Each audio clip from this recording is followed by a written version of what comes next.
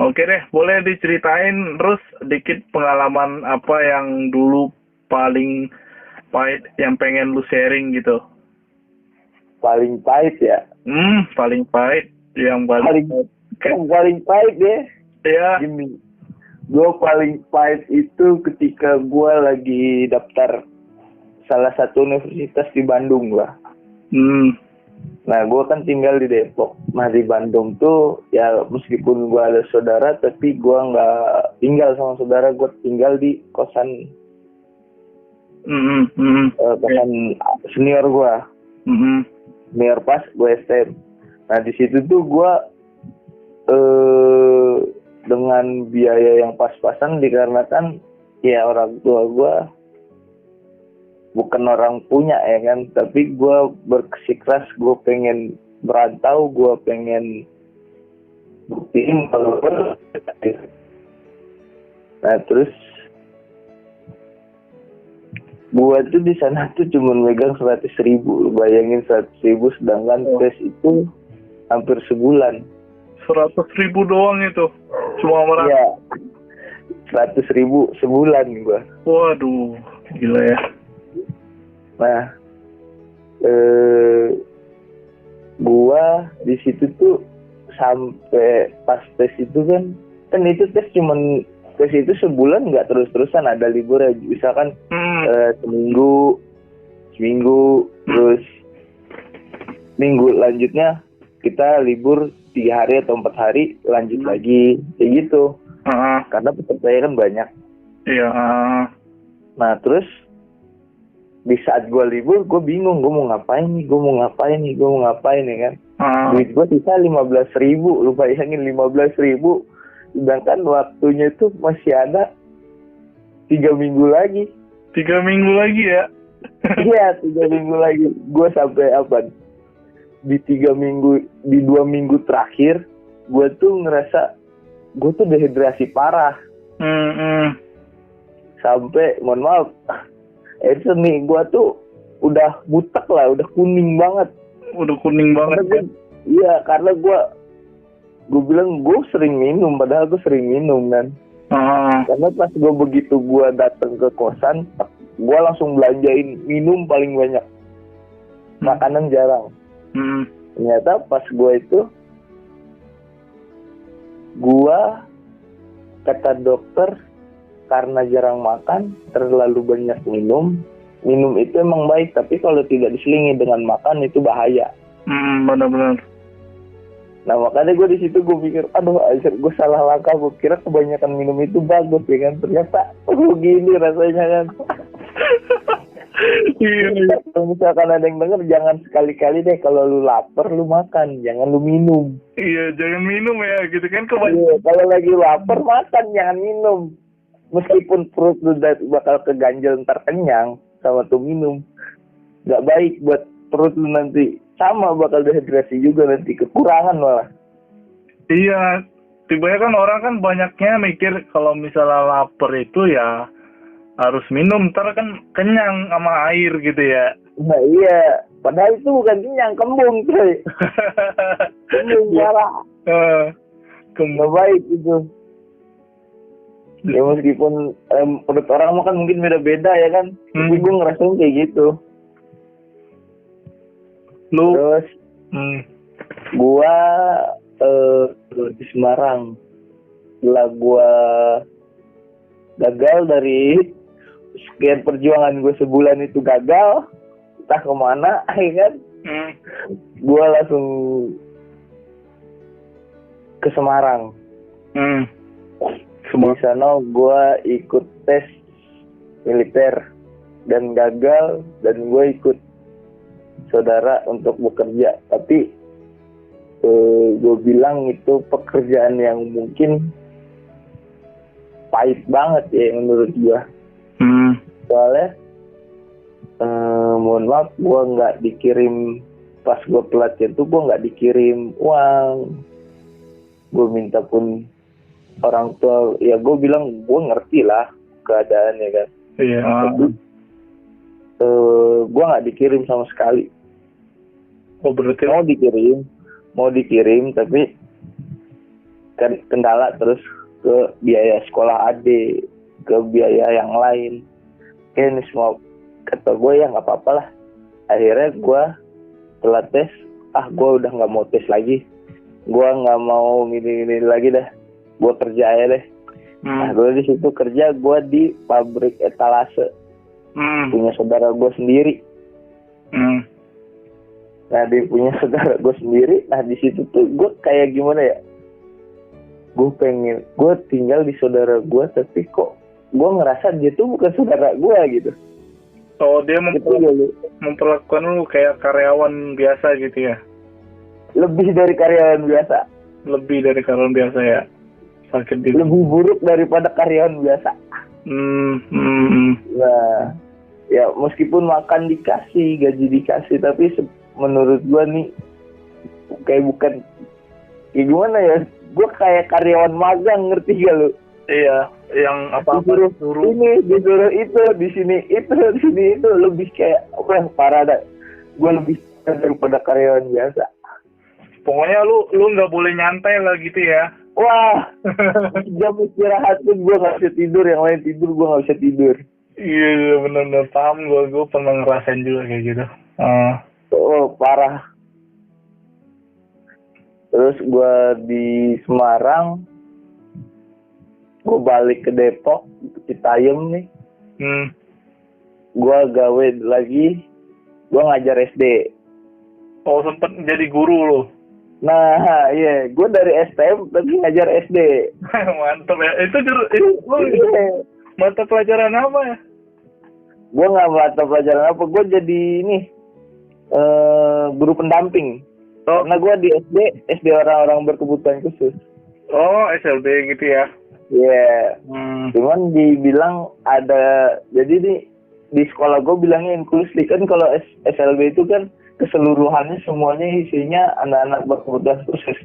Kalau gua ada orang normalnya, ada orang biasanya, terus ada orang yang berkebutuhan khusus juga. Nah di situ tuh, itu kita nggak paling pahit sih, tapi ini malah hidup gua malah meningkat seiring gue di Bandung, gue di Semarang, dan gue di kota gue, di daerah gue sendiri, ini paling meningkat. Ada peningkatan lah gitu ya? Ada peningkatan. Menurut gue pas gue kerja di sini tuh gue ada peningkatan. Ada peningkatan. Gue di sini ngajar SLB, gue penuh dengan uji sabar, bener-bener sabar. Lu kalau mau uji sabar lu, bukan mancing cuy. Kan kata orang kalau kita mancing ikan ya kan, dengan menunggu, sabar, itu nguji kesabaran kan. Kalau menurut gue bukan mancing kan. Lu ngajar anak SLB deh, itu baru ujian sabar bener sebenarnya. Iyalah, karena mereka kan beda sama kita yang normal gitu ya. Yeah. Nah terus kalau misalkan lu tahu anak SLB ini nggak pantas untuk direndahin cuy. Iya. Gue baru sadar itu ketika gue ngajar. Nggak pantas untuk direndahin. Karena apa? Gue bilang dia ini lebih daripada kalian gitu. Gue aja gue ngaku nih, gue lebih kurang daripada anak-anak gue. Setelah lu ngajar di situ ya? Nah iya. Gue dari STM, mohon maaf, gue STM penerbangan ya kan. Kan lumayan anak gue bukan anak penerbangan, tapi dia paham cuy sama dunia penerbangan gitu ya. Nah iya, paham dia. Jadi anak SLB itu yang kita sebut autis itu dia hanya bisa fokus ke satu tujuan aja. Nah satu tujuan itu apa? Misalkan dia suka matematika, dia pelajarin matematika. Dia nggak mau belajar yang lain. Udah matematika ya. Ada yang bisa bahasa Inggris, udah ngomongnya Inggris aja terus kesana. Gua aja sampai pusing cuy. Tapi Tapi kalau mereka kayak gitu biasanya kalau fokus pada satu bidang, biasanya mereka jadi ahli sama bidang itu dong harusnya. Nah, emang bidang ahli pada dalam bidang itu. Itu yang gue tangkap ya dari selama gue ngajar selama setahun itu, yang gue tangkap itu. Ada yang demen buat komputer gue ngeblank langsung. Wih, gila ya. Saking jagonya komputer ya. Iya. Ngeblank, komputer gue bener-bener ngeblank. Jadi dia setiap ke kantor gue tuh dia nyari laptop lah, komputer lah, apalah.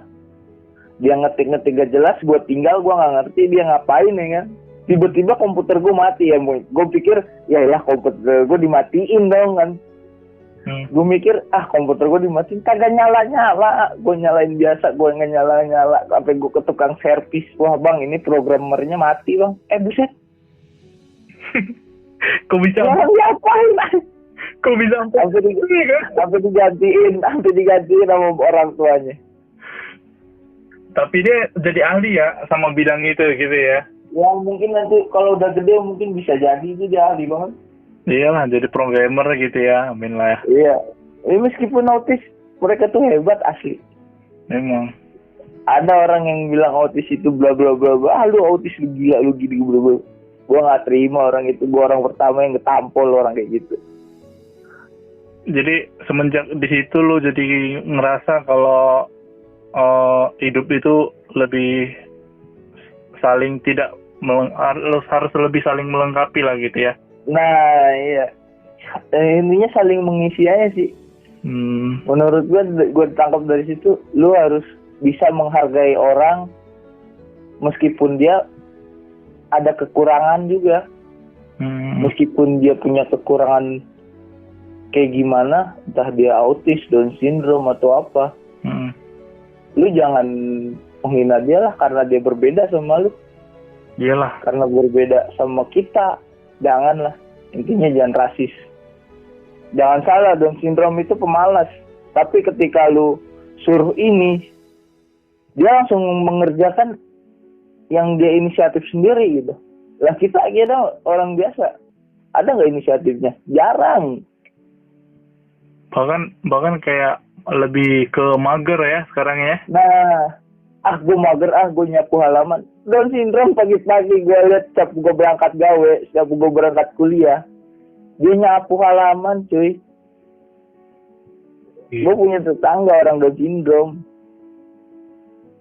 Nyapu halaman ya tiap pagi gitu ya. Tiap pagi jam berapa? Jam 6. Siapa sih anak laki-laki ya kan? Yang jam 6 itu nyapu. Lu pernah lihat gak orang normal gitu? Sama kan? Gak ada anjir. Itu lu memang bener-bener ngejalanin jadi profesi kebersihan baru. Iya, kalau bukan pekerjaan dia nggak bakal mau. Kalau bukan mohon maaf PPSU dia nggak bakal mau. Karena PPSU pekerjaannya kayak gitu kan. Lah ini orang biasa cuy. Gue bilang dia orang punya, orang kaya. Tapi jam 6 pagi, ya Allah. Ngisi nyapu halaman. Iya. Dan syndrome lagi. Wah, gue udah geleng-gelengnya lah. Ini orang rajin amat ya. Gue aja males loh. Jangankan sapu halaman, kasur gua gitu kan. Kasur yang gue tidurin. Jangan gitu, mandi aja kadang megang air males anjir. Nah itu mager pagi-pagi kan. Aduh. Ya parah dah kalau udah cerita banyak di SLB, banyak cerita gua. Dari yang pengen kecelakaan, dari yang gua sambil ngojek. Ntar ada ceritanya tentang ngojek gua, banyak aman. Ntar masuk ke part 2 nih. mantap anjir, mantap. Banyak tentang gue mau banyak. Jadi setelah gue keluar karena gue disuruh kuliah kan sama orang tua. Gue nggak boleh terus-terusan diem di tempat. Tapi menurut gue kalau ketika gue ngajar gue nggak diem di tempat gitu. Ekonomi gue membaik dan kondisi gue juga membaik. Tapi orang tua gue bilang udah lu kuliah. Ya udah gue kuliah, gue keluar. mungkin ntar suatu saat gue bakal balik lagi ke situ. Cari apa? Cari ilmu lagi, bukan cari duit gue di situ. Iyalah. Cari pengalaman yang gue nggak pernah gue temuin di istilahnya orang yang dikucilkan. Tempatnya orang yang dikucilkan itu ya di SLB gitu. Terus gue kuliah gue sambil ngojek. Ketika gue ngojek gue banyak banget masalah, banyak banget keuntungan, banyak kesusahan. Gue pernah ngojek, gue saking laparnya, gue saking asemnya, nggak mau ngerokok, nggak apa, saking asemnya gue ngojek dari Citayam ke Tanjung Priuk. Anjir, jauh loh itu. Itu apaan aja orderan gue ambil. Wih, lu nggak mikir itu bahayanya gimana? Apalagi kan banyak sekarang tukang yang driver Gojek itu yang kayak yang diterancam, yang motornya dirampok lah, yang inilah. Lu nggak takut di situ? Itu nih kalau ada tukang ojek yang denger nih, gue kasih tahu ke lu nih. Yakinlah ketika lu nyari rezeki, bismillah lu jalan, lu gas motor lu kemana aja. Yakinlah ketika Allah ada di hati lu, bersama motor lu, ada bersama ketika lu lagi cari nafkah buat keluarga. Yakin aja udah intinya. Nih buat tukang ojek nih. Yang bilang takut, gue takut dibegal, gue takut ini, gue takut kecelakaan, lu gak usah ngojek. Iya, ya kan kebanyakan orang gitu kan. Jadi dia kayak nggak mau nih ngambil orderan gitu, takut orderannya kayak gini, aneh-aneh gitu ya. Iya, lu nggak usah ngojek lu. Kalau misalkan lu emang kena kayak gitu, lu berarti lagi apes, men. Iya, lagi apes ya. Bukan karena emang di situ wilayahnya begal. Gue pernah ngelewatin daerah begal, lu tahu sendiri Tangerang gimana. Lu tahu sendiri Parung kayak gimana. Lu tahu sendiri jalan lu tahu nggak sih Curug PLP Tangerang itu nembusnya ke BSD. Lu tahu sendiri itu tuh sarang begal, sasak panjang sarang begal. Gua ambil jam berapa? Jam 2 malam. Gila ya. Jam 2 malam, jam 3 malam gue ambil itu orderan. Saking memang bener-benernya butuhnya pengalaman itu ya. Nah, gue bukan kekurangan duit, gue cari pengalaman di jalan kayak gimana, pahitnya hidup. Biar kita bisa ngehargain orang lain ketika lu lagi sama tukang ojek, terus lu lagi sama pemulung, lu lagi sama pengemis yang di bawah kita lah. Kayak gimana? Lu harus bisa ngehargain mereka. Oh kayak gini ternyata hidup mereka. Oh kayak gini hidupnya mereka. Motor gue sampai hancur, gue benerin habis sekian juta. Gue ngojek lagi. Dari yang khawatir bensin pengen kadang nggak masuk. Sampai bensin lu penuh, lu berangkat gak megang duit pulang bawa 200.000 sehari, itu perjuangan coy. Kalau yang denger nih tukang ojek nih, gue sama kayak kalian cuy. Kalau ada tukang ojek yang denger, gue sama kayak kalian, gue respect buat kalian. Apalagi buat orang-orang kayak PPSU, pengamen, terus pemulung, pengemis, itu gue sama kalian. Sama-sama apa, manusia, kita sama-sama makan nasi. Buat orang-orang kaya, ya rubahlah pola pikir kalian ketika kalian ingin menghina orang.